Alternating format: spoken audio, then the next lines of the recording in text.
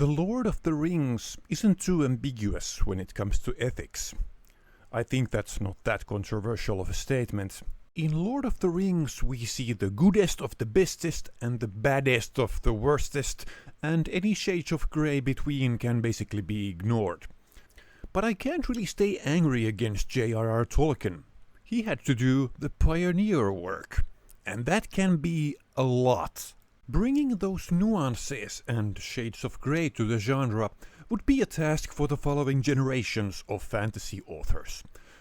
No genre is ready from the start, except maybe thrash metal and David Lynch movies. Those future authors were then able to dissect and reconstruct the genre to what we have today. You need that foundation before you can begin that reconstruction. I don't know what the world's first stand-up comedy act was like, but I'm pretty sure the first joke wasn't "what's the deal with segways?" One of the more interesting entries to the fantasy literature genre has been the Witcher saga, created by Polish author Andrzej Sapkowski. The world of The Witcher follows these rules. 1. Right and wrong aren't often clearly defined. Most actions and creatures are rather on a spectrum. This means that the battle isn't usually won by good or evil. 2. When it comes to monsters, humans are usually the worst. 3. Except when there are elves, because they are even worse. In fact, maybe there is only that first rule. You know what? That's all the introduction we need for this thought experiment. Let's jump right into this. Stage is set. The first 2 movies have been completed. The forces of Mordor are at the gates of Minas Tirith. Suddenly, Peter Jackson decides he'd rather build his own cinematic universe by directing 20 sequels to meet the Feebles. These include Electric Feebaloo, Empire Feebles Back, Feebles Kills, Feebles in Space, Feebles in the Hood, Revenge of the Fallen, The Feeblening, The Way of the Water. Is a mystery. To finish the trilogy, he gives all creative control to this Polish dude named Andrzej Sapkowski. He's in New Zealand because he wants to visit every place his stories don't take place in. So the army of Sauron attacks Minas Tirith. The city is unprepared and on its knees. The battle is quick and soon turns into a prolonged siege. Reinforcements from Rohan aren't here yet, and neither are the dead folk Aragorn is bringing. This isn't really the fault of Denethor, who hasn't gone insane and hasn't tried to recapture Osgiliath with the suicide attack. He is still disappointed to Faramir, though. Yes. I wish that. A daughter would have been married to a neighboring kingdom, thus creating a natural alliance, instead of this unbearable situation where he still doesn't believe Rohan will come to his aid. But the decision Denethor can't make is to activate the backup system that I'm just going to call Orc Vanquisher 9000. We are soon in the situation where Mordor's forces are smashing in the final door. Whole city is captured, but Minas Tirith is in fact hollow. All civilians are evacuated there. So chemical warfare comes into play. Above ground, hundreds of bombs go off. Streets of Minas Tirith are filled with deadly gas and flames. Let's say it's about similar as when Cersei eliminated half of the cast in that Game of Thrones episode. All the orcs that have penetrated the walls are dead. But so are most of the human soldiers. Everyone outside the Hollow Mountain dies. City itself is in ruins. There is no Deus Ex Machina. Actions have consequences. Sometimes decisions lead to terrific sacrifices. But those decisions still have to be made by someone. I'm thinking Gandalf starts this fire, so he has a reason to be in this story other than being the exposition machine. On a more positive note, Witch King of Angmar has been defeated before the city went tits up. Since he says that no man can defeat me, and this series really likes that sort of wordplay. Remember that in Fellowship there was a major plot point where the characters managed to continue their journey by guessing that the password was password. So Gondor uses mainly women to operate catapults and ballistas. Just like Witch King's weakness at the first time was to be hit with a sharp object, now his only weakness is to be crushed by a boulder. Riders of Rohan arrive to a half-empty battlefield. There are only few orcs left, and those are slaughtered with ease. When all is cleared and all fighting is over, Aragorn brings the army of the dead to join the fun. But there is nothing left to fight. Aragorn arrives with Legolas. Gimli is nowhere to be found, because he tried to become friends with an elf. And elves are just the worst. So here's a re-edit from the Battle of Helm's Deep. You could have picked a better spot. What's happening out there? Shall I describe it to you? Or would you like me to find you a box? Never trust an elf. We don't actually see any of this. We instead follow a quickly assembled penal colony. Rohan made joining the war mandatory, and all men who declined were sent here. A martial law has been declared and implemented by Eomer, because of course it's Eomer, even if Dread won't be made in another decade. So all this info is brought to these prisoners by rumors and unreliable messengers. They may never know who won the battle. The battle on the Pelennor fields will be remembered not as a decisive victory, but as one of many battles during a meaningless war, like Somme or Verdun in the First World War. You likely remember the Return of the King having an ending so long that you were afraid your bladder might share the fate of Tycho Brahe. Well, now it's longer. It basically starts here. Many of these current slave workers didn't just decline the war for pure cowardice. Some had friends that joined Sauron's human regiments. That Navy and Elephant Battalion come to mind. Many didn't want to fight Sauron because they had been trading with Mordor for generations. And some say that Sauron was really friendly towards unionizing. Instead of this is fascism compared to that. Maybe opposing Sauron doesn't feel right for those who think kingdoms of Middle-earth should move on from monarchies. Where kings leave their possibly incompetent sons to rule, Sauron was the most capable lieutenant of Melkor. He climbed those ranks with skill. He controls Mordor because he's the best person to do so.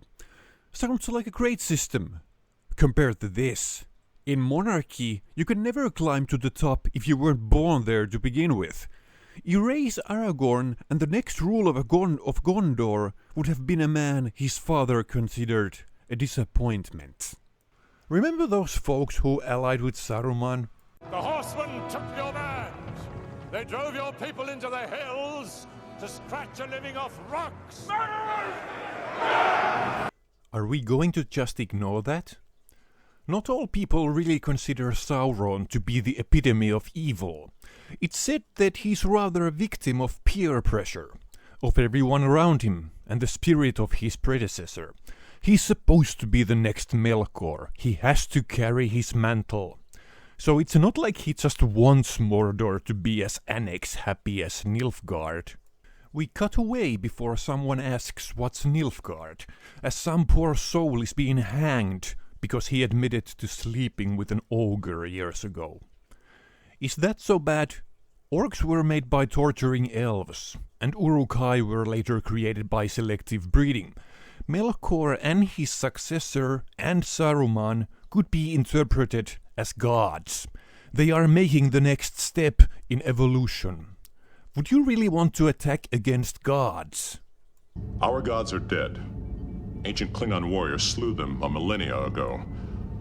They were more trouble than they were worth. Well, that's not a route every world is willing to take. Melkor and Saruman are Q from all tomorrows. That's clearly what I'm saying. If an average peasant considers Sauron's powers, they do seem at least godlike. Last time, when he was at full strength, he nearly broke the world. Now he raised an army that rivals the rest of the Middle-earth combined, while not being alive. And this is a being that has infused all of his powers to a MacGuffin he doesn't currently have. How beyond godlike is that, compared to humans that possess no magical abilities?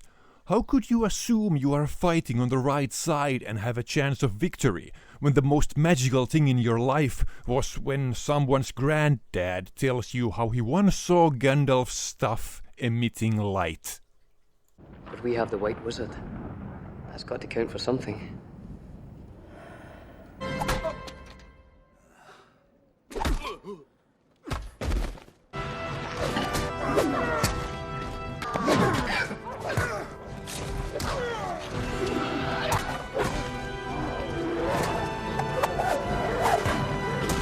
I didn't like Return of the King as much as I liked The Two Towers.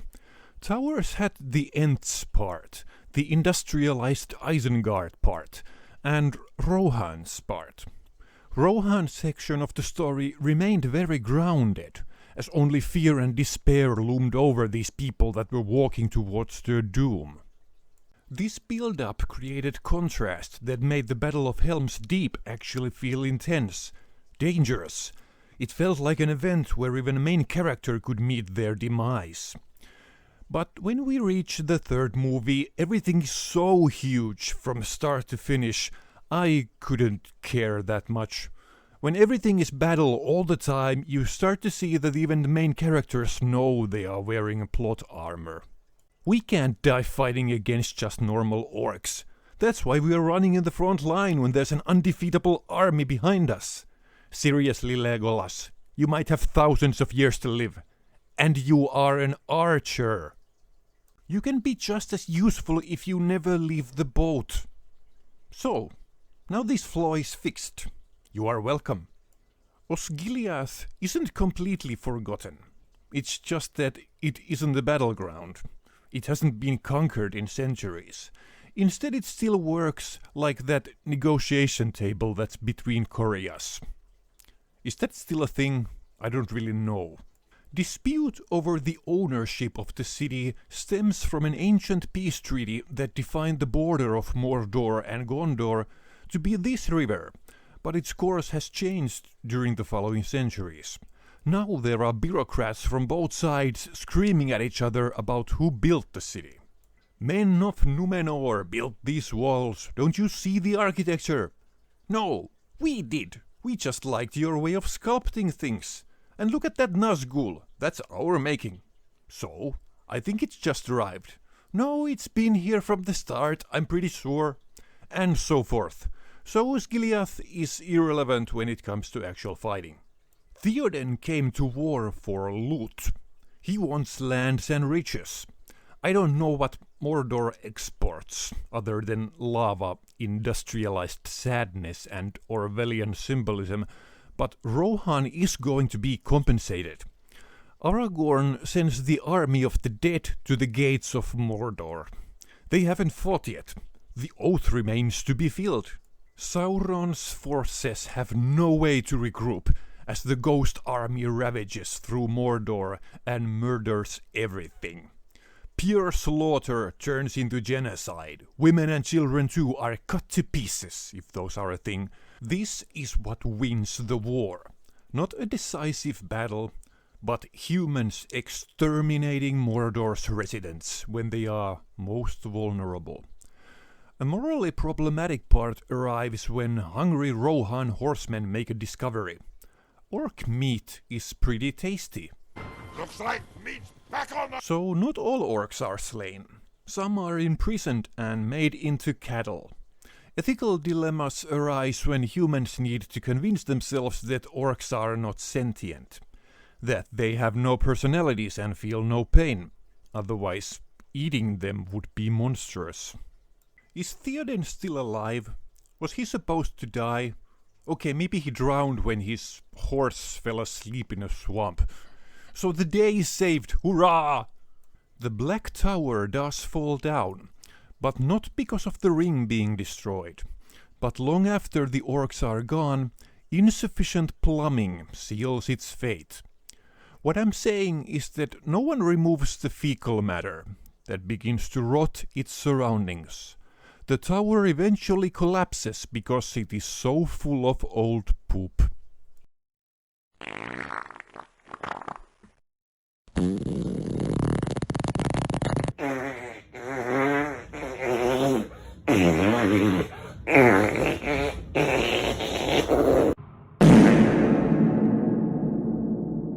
Thank you all. I'm really proud of that.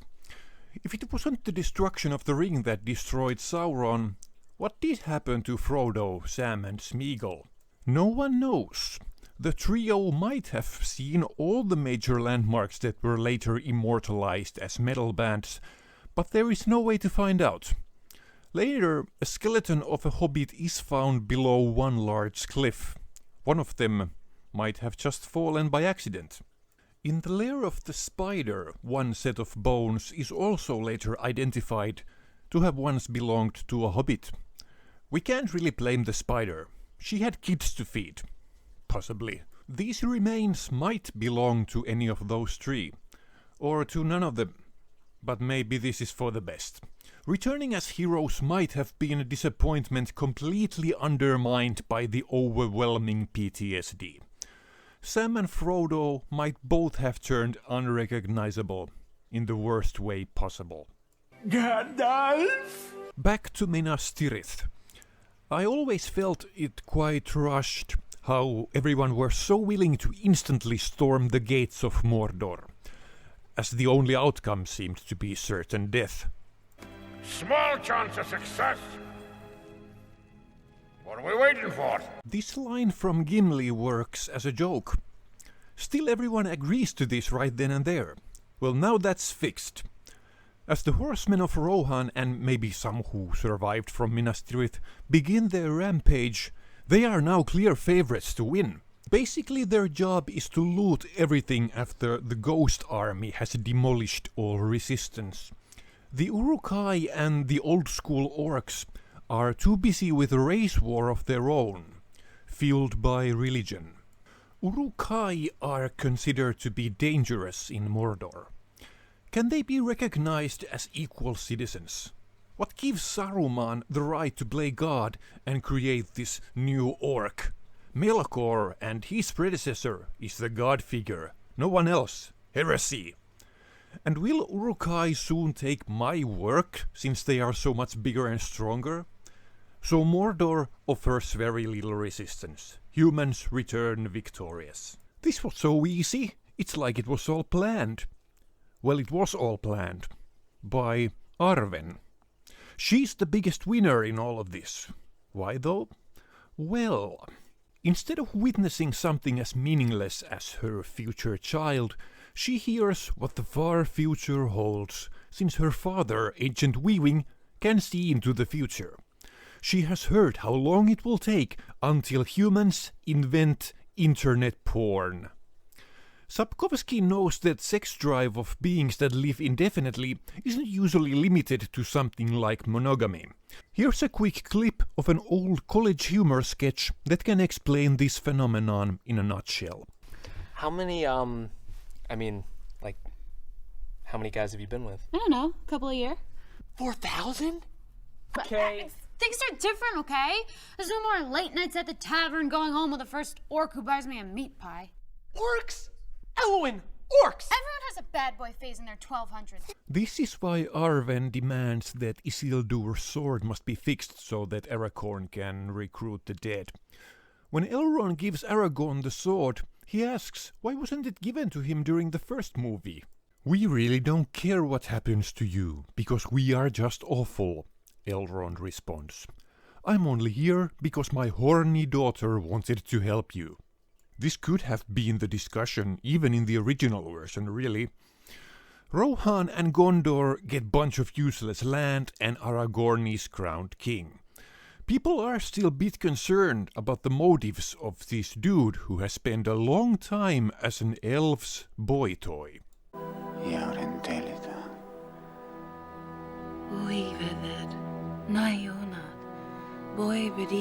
Well, Arwen becomes the queen as she only needs to outlive her mortal husband to officially become the ruler of all of Gondor. Rebuilding Minas Tirith might take a century, but she can wait. She will rather stay here and watch people die around her, than travel to the Undying Lands, where the elven folk are so few in numbers that no one there will ever invent hentai or furries. This plan is sadly ruined few years after Aragorn's death. He dies during a cholera outbreak. Maybe farming near the spot where the Black Tower stood had some risks. Arwen slips on an unexpectedly placed sandwich and crushes her skull. Her brain is damaged to a point of becoming nearly a vegetable. But she won't die, even if she really wants to. She can't communicate this to anyone around her and is kept alive for centuries to come. Sometimes being immortal is the worst possible thing. Well, most of the time, really. Her plan was thusly foiled by the invention of second breakfast. In far future, humans will gather to worship their immortal queen as a god empress of men. Even when after ages pass, no one really remembers why. History turns into legends, and the ill-fated event of the queen's encounter with the chickpea-filled sandwich will be remembered as the hummus heresy. Hummus heresy. All this might sound a bit morbid. You might get a feeling that Sapkowski is a cynic, a pessimist that has more spite than love for the genre of fantasy. This is not so. He's not Garth Ennis. Witcher would not have grown to be this worldwide phenomenon we now know.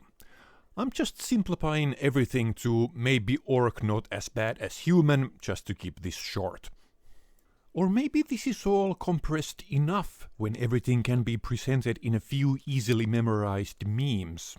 So Merry and Pippin return to the Shire. Pippin has unknowingly carried a parasite since Isengard, and now a new disease is introduced to the groundwater reservoirs of the Hobbit country. Hobbits have no immunity against this new invisible foe. 1 year later, half of the population is dead. Other half has left.